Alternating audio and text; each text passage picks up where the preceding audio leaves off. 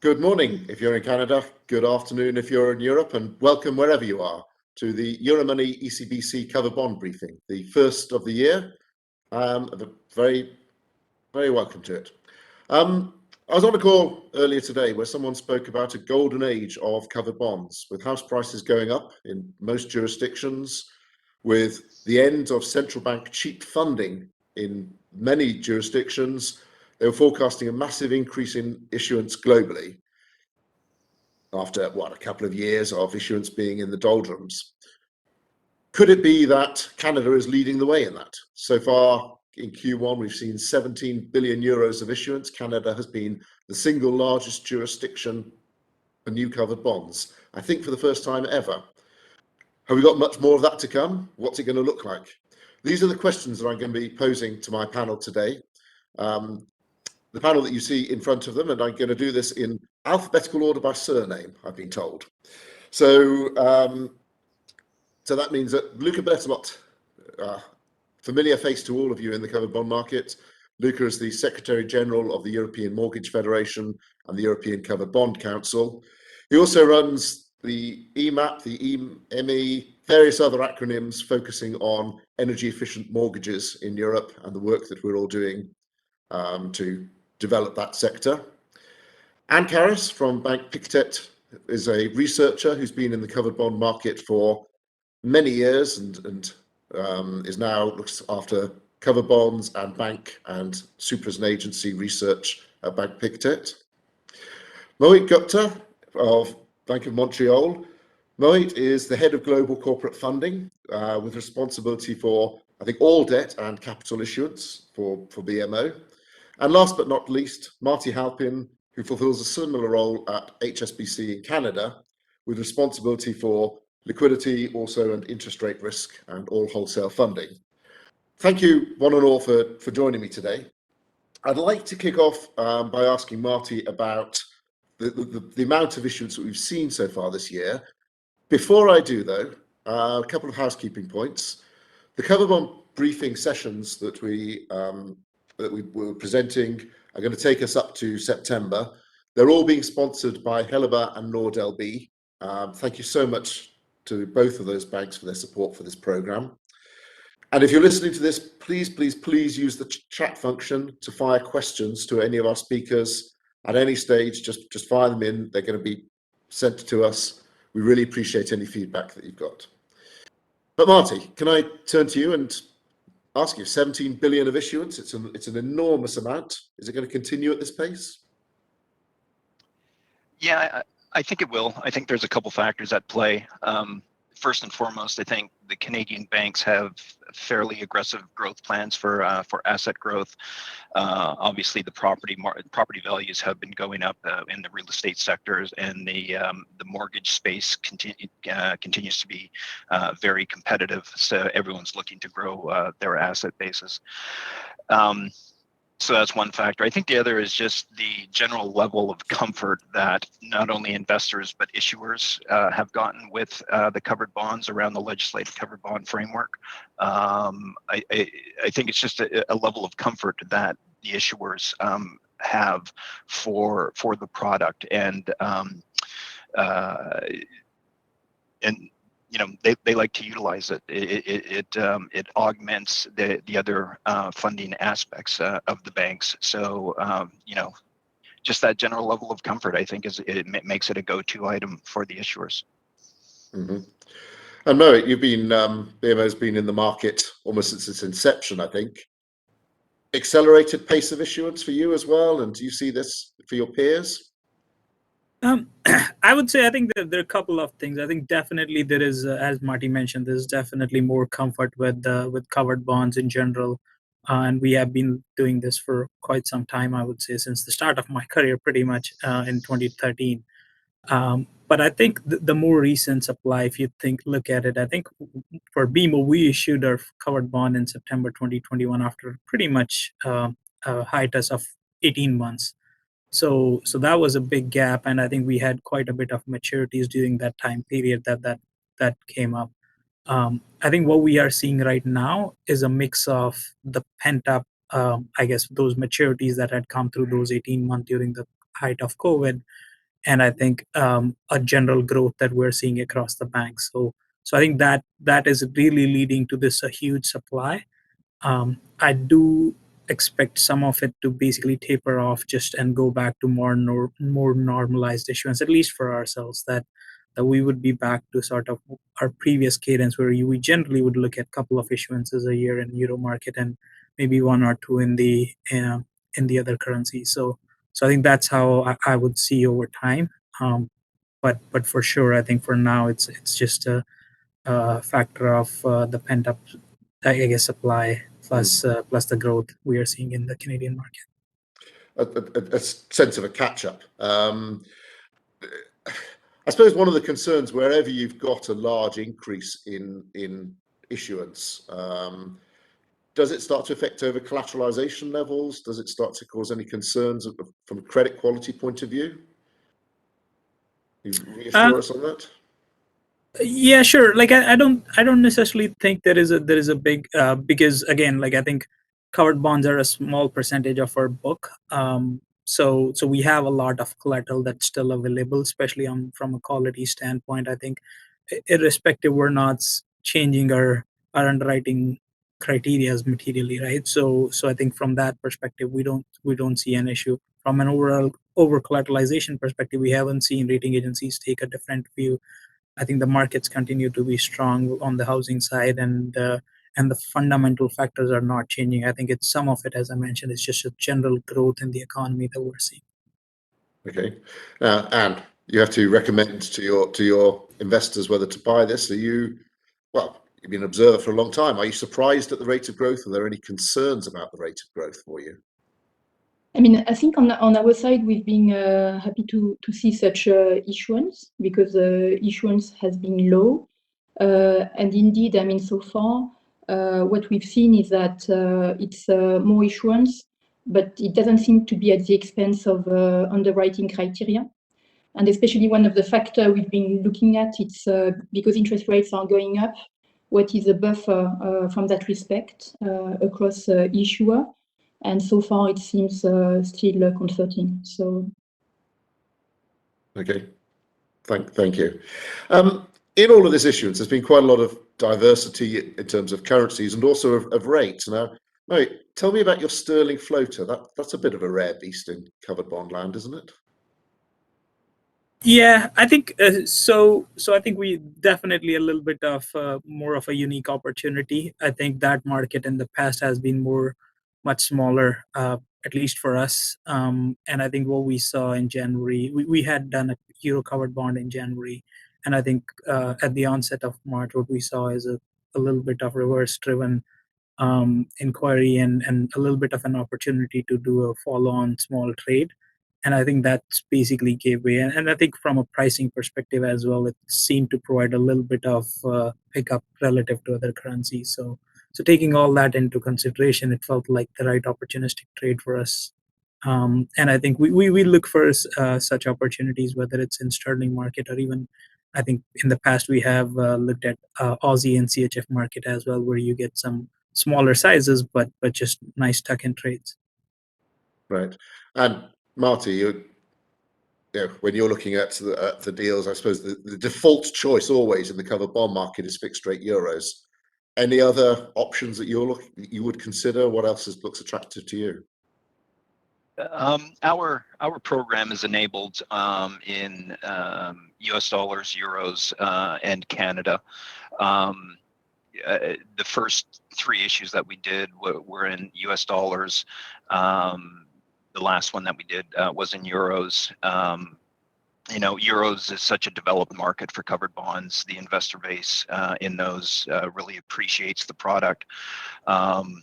So, I'll just quite frankly say that, deals in euros, I think the chances of a successful deal are much higher than in other currencies. So it's a real nice advantage to have. But then, we'll start to compare, across currencies if there is a funding benefit to be had. So it's nice to have that flexibility. Yeah, particularly when you've got so much issuance going on. I suppose one kind of obvious omission is the home investor base, the Canadian dollar market, that hasn't seen anywhere near as much development as I guess we'd have expected. Why is that? Are we doing anything to try to develop the domestic investor base? I know Marty or Mohit, I don't know who wants to answer that. So I'll take a crack at it, and Marty, feel free to jump in. I think generally Canadian investors, based on our discussions, have been comfortable with Canadian bank risks, so they're more than comfortable to buy TLAC and have a little bit of pickup.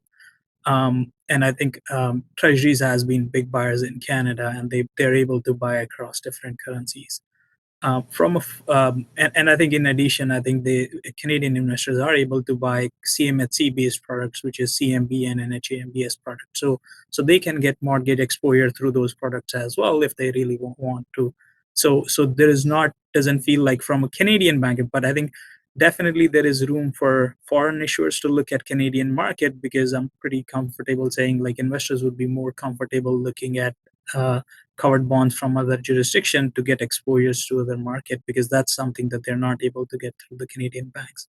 So that's definitely, I think there is a window, and I actually feel if anybody is going to be developing, it's actually going to be foreign issuers that could help develop the Canadian covered bond market rather than the Canadian issuers, because investors just have a lot more options when it comes to Canadian banks. To what extent then could that be driven by improvements in the regulatory environment for investors? I'm thinking eligibility for bank liquidity buffers, or what should we be lobbying for to try to develop that?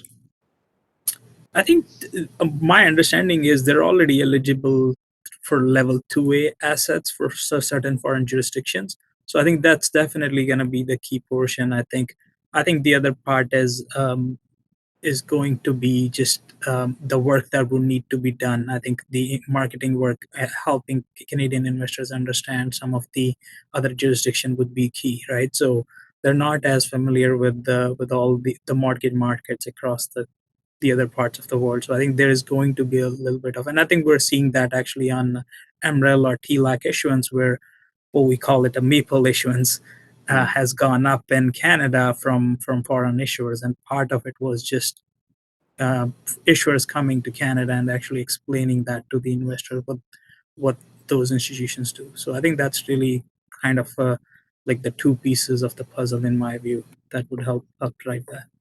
Yeah. Yeah, and I would echo Mohit's comments there on that. When we speak with our investors, they're primarily concerned about the senior unsecured credit quality of the bank, but we make it a point to embed a discussion about the covered bond program that we have, just to educate and field any questions that they may have. I think the primary focus is on senior unsecured and not so much securitized, but given the quality of the product that's been put in place in Canada, I think it's worth keeping it in front of investors for consideration. On the regulatory side, Luca, I've got to bring you in at this stage, because you were so instrumental in getting some of the nice treatment that covered bonds get under EU law. What's your view about the Canadian perspective? Should Canada grant nice treatment, maybe level 1 LCR, maybe preferential risk weightings for covered bonds? How should we go about that? Well, let's put it this way. I mean, our Canadian friends are really helping us in making this product a global product. I have to say the Canadian friends were the ones allowing us to have a recognition in the LCR. We should never forget that. I mean, the bridge between Europe and Canada was created with the LCR recognition. But now I think Canada is also one of the few countries fully compliant with the European thinking of covered bonds. So a bilateral agreement is really close. I think the European Commission is looking very much at the Canadian experience, not only because they are leading the market in terms of transparency, but also supply. But I mean, are really the closest market outside Europe to the covered bond directive, for example, from my point of view, which is very important strategically now to secure a third-party recognition in 2024. Is very close. I think the Canadians have already done their homeworks. And allow me also to say what Anne said. The importance of the credit quality is extremely important. Now we are getting out from fiscal support, and probably we are leaving the harbor and we are entering in stormy waters. And investors, they need to have a kind of due diligence toolbox. And in the Canadians, they all 8 issuers have a covered bond label. They are, I have to say, the most diligent in the way how they publish the HTT. They are really allowing investors to do their due diligence, which is very important for European investors, but also global investors in general. So I think that really Canada is leading the way to make sure that we will have a proper recognition of the 2 sides of the pond. And I think it's a good example that we will be following to support the third-party recognition of the covered bond directive in the future months, because we are getting close. So clearly, from the perspective of European law, these tick the boxes. They meet the directive, all of the right things. Do you also need reciprocity, though? Yeah, I think that's very important, because Canada is also demonstrating that by accepting level 2 asset, covered bond in level 2 asset, has demonstrated some kind of reciprocity, which was not the case in other countries. And I think that this is something important. And the Canadian authority have done an effort to ensure a bilateral recognition of the covered bond asset class. That is setting the precedent, is putting pressure in other countries to do the same. And I think that's the example for a global cooperation that we would like to see. Mm-hmm. And how significant do you think that would be for the investors that you speak to? I mean, obviously, from a credit point of view, from a structural point of view, they like Canadian covered bonds, but also from a regulatory point of view. Is that 5 basis points? Is it 10 basis points? I think in my view, it seems to be more 10 basis points, because if you take the 5-year asset swap and you compare the Canadian with the best German names, it's actually currently it's 9 basis points. And I do believe that based on fundamentals, Canadian are really strong. Now, if you take weaker German names, it's only 3 basis points. But I think it's not the right comparison. And to me, it seems to be more or less in line with the historical average. I mean, there might be a very small premium because of the active supply, but I think it's mainly regulatory pickup, which is nice because we get the quality, the transparency, and we get it at a premium for now. And when you say the historic average, you mean the historic average spread between Canadian covered bonds and Pfandbrief, or Canadian covered bonds and all average? Canadian and Pfandbrief. Okay. Yeah. But that sort of suggests it isn't priced in. 2024 is only 2 years away. Should it not be priced in, or are investors not able to think ahead or trust in something that far ahead? Well, I think for us, it's clear that Canada is a clear candidate for the equivalence, but you need the equivalence to happen so that you can report your covered bonds at the right level with the LCR or with the risk weight. So I think it's more like a reporting or an accounting standard. And then, I mean, you never know with the EU, we need to see as well the green light, the official one. You can always anticipate, but it might be at a risk, even though I think Singapore and Canada are clearly obvious candidates. Mm. And I know, do we have any idea about how that will actually happen? There's this date, 2024. Is it one-by-one equivalence rulings? Is it the first batch of all of the good ones? Someone in commission is sitting there trying to work it out at the moment, whether it qualifies? Well, I mean, just to give you some insight, I mean, we as a European Covered Bond Council, we have activated our global issue working group, working together with the Canadians, but also Singapore, Korea, Japan, and Brazil. We are trying to develop a kind of initial proposal for the European Commission to set the scene. It will be something, I think, taking consideration the recognition of Basel, the LCR, and some kind of strict requirements that we would like to put in order to allow all the major global markets to be eligible. Mm-hmm. The European Commission is still thinking, reflecting. Of course, they consider our input quite important. So, I mean, we feel the responsibility of proposing something to the European Commission. I think in the next, I would say, 8-12 months will be crucial for making this proposal, to educate also the people working in the European Commission, to secure also dual recognition. I mean, what you said before, Richard, is extremely important. Countries should be facilitating the recognition of the covered bond asset classes. Unfortunately, I mean, we cannot imagine that Europe will do something if there is a no reciprocity on the other side. I mean, it's not anymore the time when we have done the LCR. I think the world has changed in the meantime, so we need to secure a kind of bilateral agreement. So this is a clear message, I think, for local authorities. They should recognize their covered bond in their country to facilitate also the domestic market, which is, I think, very important. And then after this, European investors, if they have a bilateral treatment, will be active also on those markets. Okay, and I'm going to leave last word on this topic to the issuers, Mo to Marty. What should we want this to happen? That should be clear. We've won this battle in Europe to get this nice treatment. Can we help? Yeah. I mean, Go ahead. for sure. No, go ahead, Marty. No, I think it's just, continuing the dialogue with the local regulators, showing the success of the programs and how it provides the liquidity for the bank. It's a viable product. So can we, bring it under the umbrella of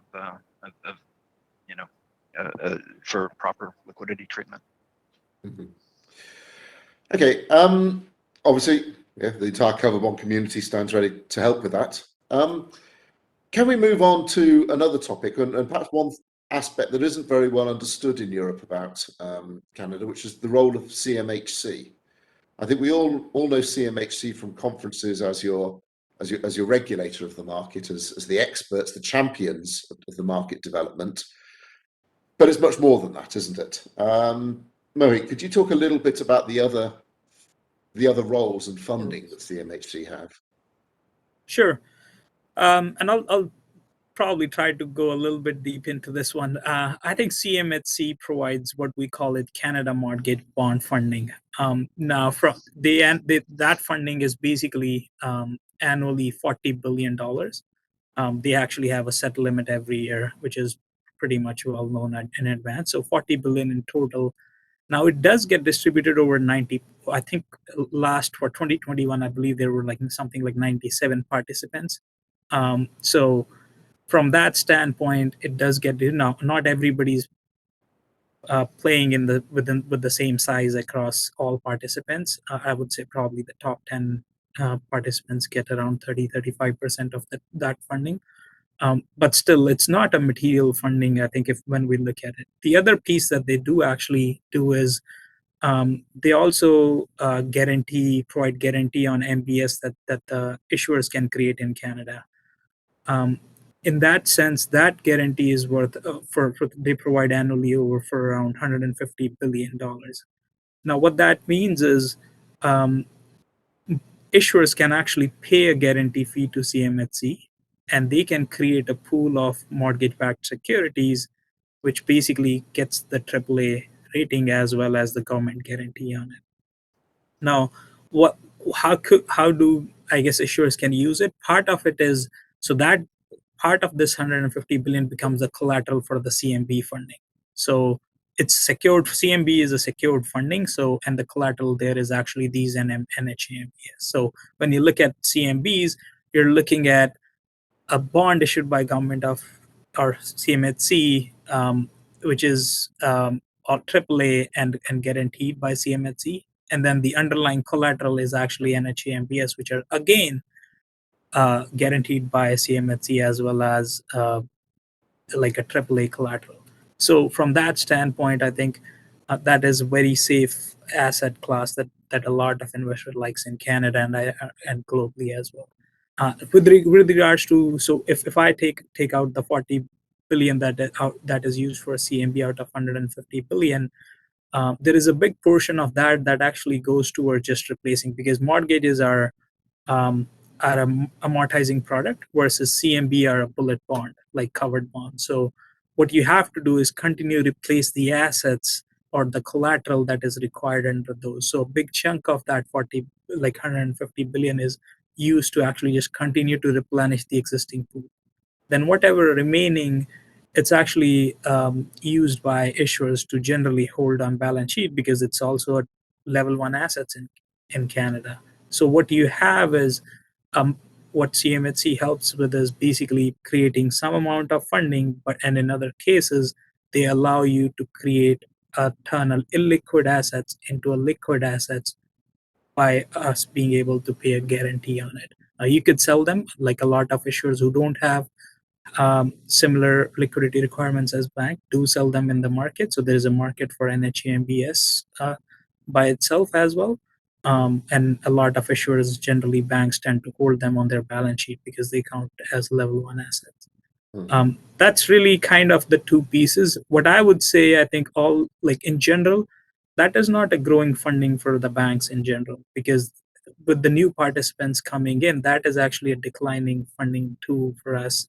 Or at best, we're able to replenish the total amounts, which means if we're growing, that is not, it's turning to be a smaller portion of our overall funding footprint. And either Marty or Mohit, so you have these options, you have pretty wide range. You have private label, what I would call a mortgage finance agency, covered bonds, in addition to your unsecured funding. How would you say they stack up in terms of just business as usual, in terms of cost, collateral efficiency? And then in a crisis scenario, don't want to sound negative, but in a downturn, which one is the more robust source of funding? Marty, do you want to? Yeah, sure. Go ahead, I think it's going to be the Canada mortgage bonds. Very safe. Double, twice guaranteed by the sovereign. So I think that will always be there. But as Mohit said, there's limited capacity there under that program. Another facility that CMHC has provided in the past, and most recently is in March of 2020, is the IMPP, the Insured Mortgage Purchase Plan. So it mirrors the covered Canada Mortgage Bond program, but it's an extraordinary facility that will be invoked in times of extraordinary stress for the banks to provide funding. So I think that's where CMHC also has the ability to step in times of crisis and times of stress to support the funding of the banks. Right. Sorry to focus on the negatives, but Mohit, would you agree with that? And just Yeah, 100%. And I think I would add, I think the pricing generally lines up at CMB is the cheapest from a bank perspective, cheapest form of cost of funds. And then you look at covered bonds, then you go to senior unsecured. And I don't think the relationship changes in stress either. The magnitude of that relationship definitely changes. Right. But I think the order of the relationship stays the same generally. Richard. Yeah, I mean, if we go back to March of 2020, the senior unsecured market closed. It was not available to banks. The covered bond market didn't close. It repriced wider, but it was still open and deals were able to get done. So yeah, when we get into these periods of stress, the market evolves in pretty consistent ways, I think.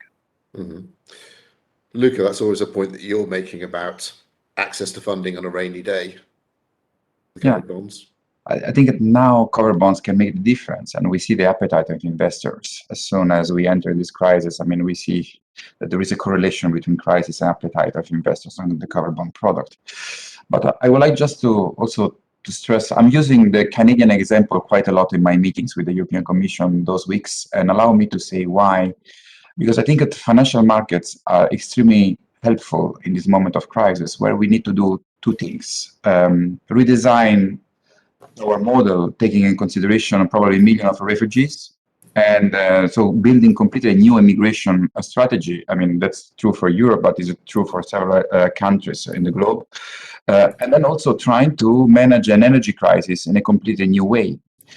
Time, unfortunately, is not on our side, and capital markets are called to play a new role. And I think that covered bonds are even more than ever important for those kind of two elements. And I'm always using the Canadian example. I remember one of the most amazing presentations I had in Vancouver. I don't know, Richard, if you remember, where there was this analyst explaining the immigration policy of Canada and the housing market price, and how Canada was able to attract always high-level quality immigration and put this as a richness to the countries and making one step further. I think that's the model that we should look also in Europe, where, I mean, with all the refugees arriving, high-level people, highly educated, we need to think about the Canadian model where housing price and housing policy can really help to everyone to feel at home and to feel that they are coming to their countries. So I think that's what I call the Canadian model. I think it worked very nicely in Canada for several years, and capital markets have been playing an important role. The welfare state has been secure in Canada much more than other countries. So I think that this is the model that we could look at, and I think capital markets have a lot to do. Covered bonds, for sure. We need more covered bonds. I think investors are clearly coming back into this asset class. But also we need securitization. We need other asset classes around covered bonds. I think that that's the example of Canada, which I sincerely believe has a lot of things that we could mirror also in our reflection in Europe, because now everything is changing and we have to rethink completely our structure. The energy efficiency and the sudden urgency of that because of the energy problem is something I'd like to come on to, as is the social aspects of mortgage loans in Canada. But I don't know, just ideas like the Canada mortgage bond and the fact it has a limited capacity. With so many mortgage finance agencies around the world, this is kind of a stopgap against exactly that kind of emergency. Could that 40 billion be increased if there was a sudden influx of refugees, a sudden market disruption? Is it an instrument of government housing policy in the way that the covered bond perhaps can't be? I don't know if there's an answer to that. I don't know if you've got a view on that. But Anne, from your perspective, CMHC, do you find it a reassuring presence in the market? How does it compare to other people in a similar kind of role in Europe? I mean, for me, it has been from the start because of the expertise of the housing market. And you can see as well this mortgage knowledge in the reporting. When you look at the cover pool reporting, it's really detailed. And then, so you do have some benefits of this securitization in a way. So it was always, yes, a comforting element, hoping that they wouldn't arbitrage against covered bond holders. But sometimes, you know, I wonder, is that necessary to have this kind of guaranteed product? Because I remember when there was these insured mortgages covered bonds, in a way, in my opinion, to have insured mortgages was not necessary because of the quality of the non-insured. And we could see that after 2012, the Canadian covered bond market has been functioning very well. So, but yes, I mean, both CMHC and OSFI are key elements of comfort for us. Martin Mowat, is it too safe? Do we need that insurance element, or is it just something which has always been there to support the market, so no one questions that? I would say I think CMHC and OSFI both provide a pretty good regulatory lens, and I think they definitely support the market. So I think we like their involvement, and I think we appreciate it. I think they have pretty good guidance in many cases, and also looking at the mortgage market overall from a Canadian lens, I think it's pretty good. It has been pretty effective. So something that's working well. Let's keep it that way. Yeah. Just a reminder, if we do have any questions on the topics that we're covering, please do post them in the chat room, and then they will get back to us. Before we move on to the topic of green, which Luca kind of alluded to there, there's one other question about the number of issuers. Historically, the Canadian market has been dominated by very large, very national banks. We're starting to very slowly see more regionally focused or smaller banks starting to come into the market. I think Moeen, you mentioned 97 banks using Canada mortgage bonds. When are we going to start seeing the smaller ones, and what can we do to encourage smaller issuance? I think smaller issuers also like to diversify their source of funding. So I know they would be I'm pretty sure they would be more than happy to look at covered bonds.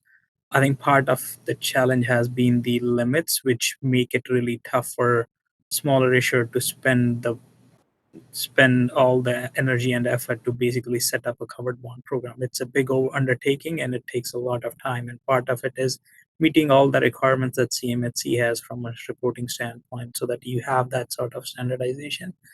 I think generally what I have heard is that issuers tend to struggle with the cost benefit of trying to get something done for a very small amount of issuance, and trying to set up a program where they could potentially only issue like once in a few years. I think that's really the challenging part. So I think any relief on the covered bond limit probably would be further helpful in developing more issuers coming to the market. That said, I understand since OSFI has increased the covered bond limits, there have been few issuers working on it. I think it takes a little bit of time.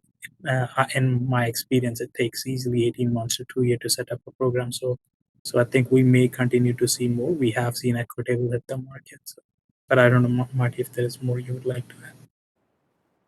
Yeah, no, I would say that we have several entities here in the Canadian market that originate mortgages. Specifically, they're not banks; they're just mortgage originators, and they do need funding. So naturally, the covered bond program is a natural fit for them to support their business model. But as Mohit said, people look at what it takes to stand up the programs, the work involved, the infrastructure, the initial costs, and I think people struggle with that initially.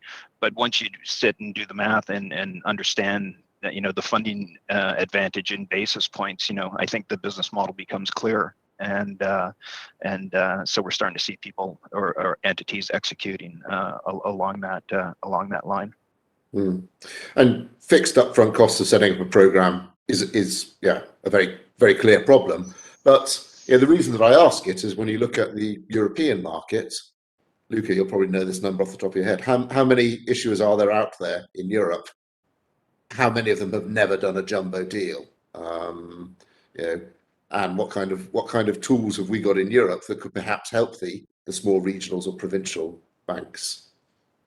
Well, I mean, you're right. I mean, Richard, I mean, especially in certain countries, like, for example, Austria or in Germany, you have a large part of the market which is done by Sparkassen or savings banks. I mean, I think in Germany, if I'm not mistaken, you have around 80 issuers, 60 of which are Sparkassen. So, I mean, it's more than 3/4 of the market is done by small issuers.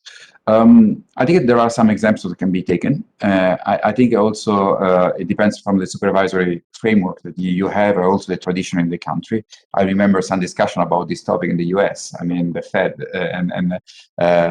were very sensitive to this kind of discussion. So I fully appreciate the reflection from a supervisory point of view.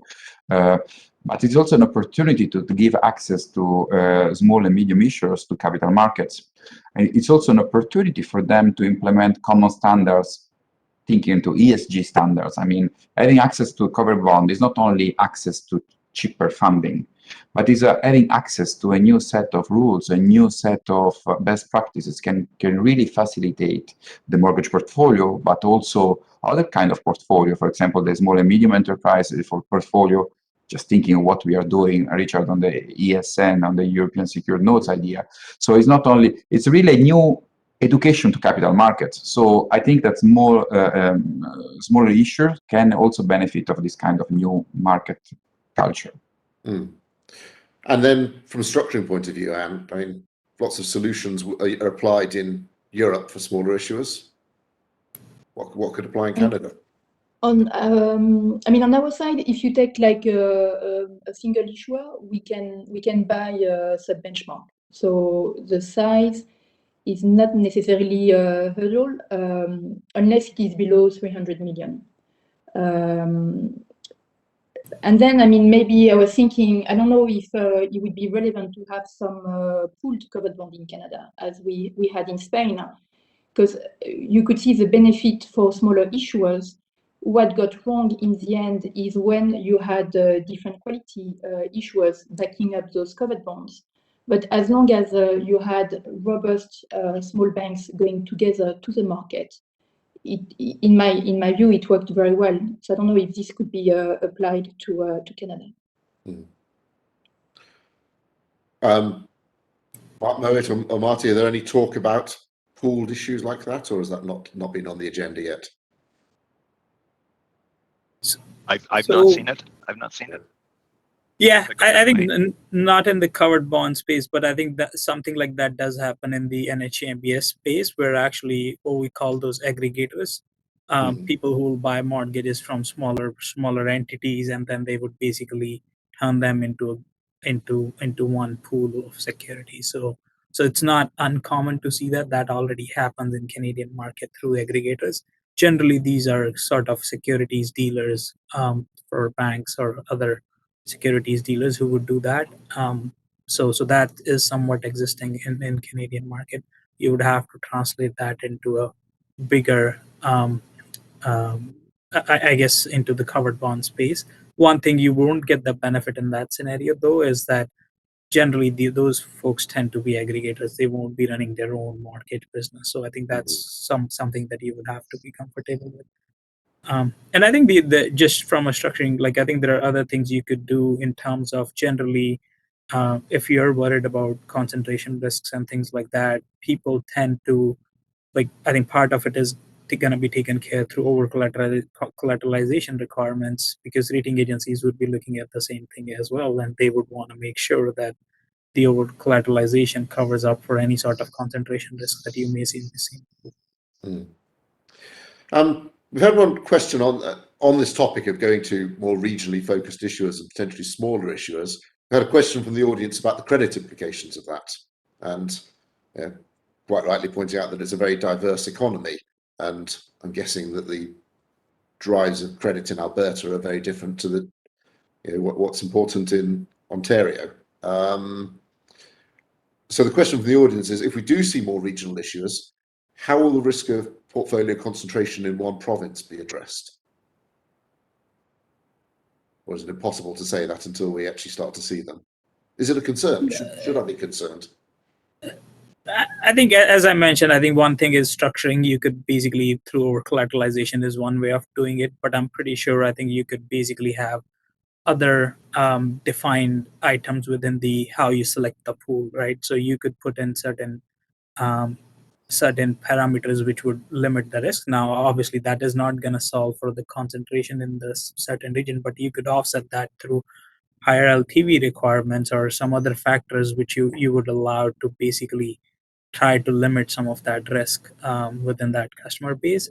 I think that's something on the structuring side you could do. I'm not sure on the investor side. I think if you could look at any different strategies to mitigate those risks. And Marty, is it a valid concern? Would you say that it's a series of because it's such a large country, it's several different housing markets and several different economies in your portfolio? I think perhaps to a certain extent, and there's also urban versus rural considerations, East Coast, central part of the country versus West Coast. So it's a pretty diverse market. So yeah, different fundamentals are at play in different areas of the country. So yeah. I wouldn't say it's a concern, but I think it's something that has to be considered. Okay, something to be considered for the first regionally focused issuer. Now, last week, Canada issued I believe its first ever green sovereign bond. I don't think we've seen any green covered bonds out of Canada yet. In general terms, what is the state of play with lending either to high energy efficiency houses or to upgrade to higher energy efficiency houses? It's a big deal in Europe. What's the state of play in Canadian mortgage lending? So I think it's definitely in developmental stage. We do see energy efficient improvement related loans, and I think there is also move towards more green mortgage type product. I think we are piloting a few different products, and hopefully we will bring them to more mainstream once we have tested through. I think one of the things, as you would note, is like, at least from my seat, when we are looking at these things, we want to make sure there is standardization in the product, right? And that's always a challenge when you're thinking about any of green thing. And also, then, is it meeting the global criteria, right?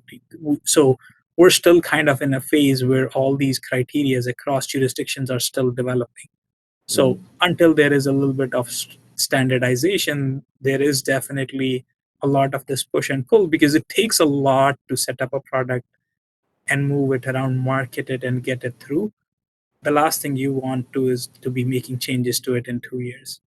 And that's sort of the challenge, where you still have a regulatory regime evolving and like standardization of what is considered green in different jurisdictions. And that's really kind of delaying, in my view, some of the developmental things in the Canadian market. And Marty, on that definitional point, in Europe, it's been a bottom-up thing. Individual banks have defined their own criteria for green, and then subsequently we've got a common definition. HSBC has green mortgages, green energy efficiency upgrades. Could that be the basis of funding for you, or does that not make sense at the moment? Yeah, I think so. I think as with anything, once there's a workable template that's out there that you can leverage off of, then that would certainly push the initiative ahead. Here in Canada, ESG and everything green, we are looking at it. We don't have it down at the product level yet, but it is certainly in scope for us. But yeah, of course, if there was a workable template that we could leverage off it just makes the effort more sustainable, more workable, for sure. And Luca or Anne, obviously we're much more familiar with green mortgages over here. Obviously green mortgages in themselves are a good thing, but also is a benefit for wholesale funding.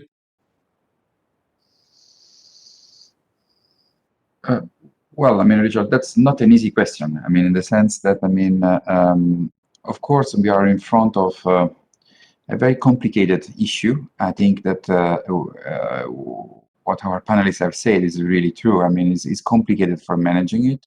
I think the situation is changing also because the pressure in terms of inflation, it's making green mortgages much more convenient for families. Yesterday I was in a panel and the commission said that in average, we expect disposable income for families be hit of $2,000 per year. So I think every single family will start thinking how I can get a reduction of my energy bill. Unfortunately, there are not thousands of ways. Either you put a solar panel or you make the isolation of your house. So probably the demand on green mortgages will become more and more important with the coming weeks. And this will trigger a change in the business model of several banks. We are producing global standards. We are proposing an energy efficiency model based on, of course, European taxonomy, but hopefully will not be too far away from our UK friends on the other side of the channel. Singapore is working very close to us. We are in discussion with our friends in Australia. So we are trying to create a global best practices to facilitate this market in the coming months, years. We know that all of you have to reach that point. So we are trying to be at least 3 years in advance and proposing common standards that could be digestible for everyone. We fully appreciate the difference of markets at the national level, but also we know that Alberta is not the British Columbia and we cannot compare those markets. But I think that there is something, I think it will be a pity not to have the Canadian community fully involved in this debate. Also because energy efficiency is such an important element for the Canadian market. I don't know what is your average spending of energy, but for sure it's higher than my house in Rome. I mean, for how much you are spending in gas or electricity at the end of the year. Yeah, and from a market's perspective, the benefits of a green covered bonds relative to another covered bonds. We're trying to persuade here. We're trying to sell the story of green covered bonds from Canada. Is it going to save basis points? Is it going to introduce new investors? I guess it depends on the type of investors, because if you look at our treasury, I mean, we can buy green and non-green. So today we don't make the distinction. What we have done is to stop buying some corporate bonds in specific sectors like tobacco or oil and gas, obviously. So as of today, in terms of green, we mostly look at the issuer level for now, which as well will matter in terms of pricing. Not too much today because it's mainly based on governance and controversies. But as soon as we get more available data, more harmonized data globally, then it will make a difference. Right. And the other aspect, now Luca alluded earlier to the whole topic of social bonds, and I know that CMHC prioritizes quite a lot of social lending and tries to facilitate that. Given your lending to disadvantaged groups, to veterans, to First Nations, to all of the various sectors that you want to prioritize, are covered bonds the right answer? Are other forms of funding the right answer for those sectors? So I would say actually CMHC has created a specific type of MBS, which is called affordability linked MBS. So that's really been kind of the starting point, I think, for us. And we have been trying to work with that, and that helps us with the funding for now. But I think as that type of housing activity grows, which is sort of the goal both for BMO as well as from CMHC, I think we would look at other various options as well. So I think it'll definitely get there where we would start to include some of the social type assets into the covered bond pool. I would say though, generally those tend to be more on the commercial side because they tend to be multi-unit, multi-story kind of, which are not necessarily eligible in our current covered pool. So it's a little bit of work there to be done. But I think for now, CMHC like funding through the CMB program is sufficient enough for that. But again, we expect that particular part of our lending to grow. And Marty, for HSBC's lending, same answer, or? Yeah, I think so. I mean, we're not quite there at the product level, but when those products are available and a securitization platform exists, then yeah, I think it makes complete sense to support the business model. Okay, we've had another question from the audience. Thank you for this. Talking, I guess, more generally about Canadian funding and credit, commenting that guessing that Canadian deposits are sticky, and I'm guessing that's quite a large chunk of your funding. What would happen if that were to change? For example, as technology advances, or if we had credit concerns about one issuer, are we going to start to see an area of less sticky deposits and more reliance on wholesale funding? I hope not because Canadian banks structurally are basically already more wholesale funding relative to our US peers. I can't speak to European banks, but I think in general, Canada has less deposits relative to US. So I hope that's not the scenario. But I think generally, I think we tend to see, even with the changes in technology, I think the deposits, the format has changed where, again, like banks are also evolving with online measures to basically collect these deposits. So I think it's more a change in the nature. I certainly do not foresee a scenario where we're basically gonna, again, in an idiosyncratic scenario where an issuer does get impacted, I think you would tend to see a little bit more activity out of them from into the wholesale funding markets, and I would expect that covered bonds would be a big part of it. Mm. And Marty, to Mo's comment that Canadian banks are less deposit funded than your American peers. Obviously, your HSBC is a global bank. Any idea why? What's the reason for lower levels of deposits?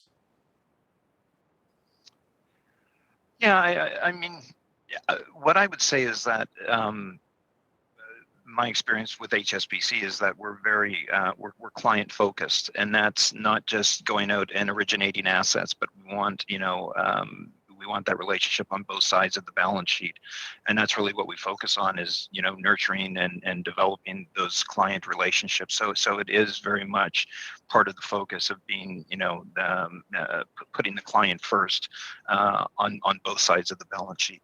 Mm-hmm. Yeah. Okay, so on the point about the social mortgage, I just wanted to go back to that. And I know I'm sorry, I didn't give you an opportunity to comment on that. Yes, thanks, Richard. I was wondering, for those social covered bonds, should they appear, would you expect different credit standards in terms of OC or LTVs, or because we can see, for example, when you compare with the SSA world, if you go down to if we take the World Bank, you have IDA, which focus on low-income countries, and then you can see that the credit features are stronger. So it's a minimum 2 years liquidity.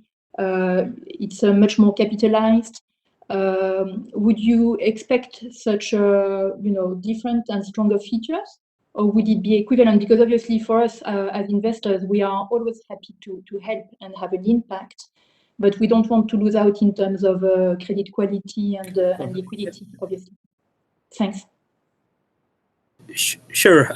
I can. So I think on the affordability side, I think so far, as I mentioned, a lot of them has been multi-unit features where we generally tend to see everything is CMHC insured. So I think that definitely takes a lot of that uncertainty out of the picture, because it still has CMHC insurance tagged to it. In general, I wouldn't think necessarily. I think there would be definitely some other features or some other form of support that you would see when it comes to social housing, because you would want to make sure that the underwriting criteria are met. Which is why I think my earlier comment that we generally don't tend to see that in a single family housing type situation. Most of those are for multi-family units. So I think in that scenario, we would expect there would be some other form of support which would actually allow us to meet our underwriting criteria. So I'm not expecting a big change in our underwriting policy. What may be actually supporting the mortgage may change. Whereas in case of single family housing, you're basically relying on the borrower and the family living there, versus I think when it comes to multi-unit, there may be an organization behind the actual mortgage itself. Okay, thanks. I don't know, Martin, did you want to add anything to that, or? No, not really. Nothing material to add there, Richard. Okay, great. Well, we've just about run out of time, so I'd like to say a huge thank you to Anne, Mohit, Martin, and Luca for your contributions today, and a huge thank you to you in the audience for listening to us and for asking questions. This video is going to be available to view on demand via the SwapGuard system from tomorrow, and I'd like to reiterate once again our thanks for our sponsors, Helleberg, Nordel B, for the whole of this covered bond briefing series. The next one in the series, we're going to be looking at the change in the rate cycle, raising rates, inflation, and how that's going to influence relative value and the covered bond market globally. And then we have a series of other events over the next couple of months, running up to the big date, which you have to have in your diary, which is the 22nd of September, where we're going to have a physical event in Vienna for the first time in 3 years it will be by then. And promise you, it's going to be very, very good. Looking forward to that. Thank you once again for watching, and to my speakers, see you on the 26th of April. Bye-bye. Thank you. Thank you.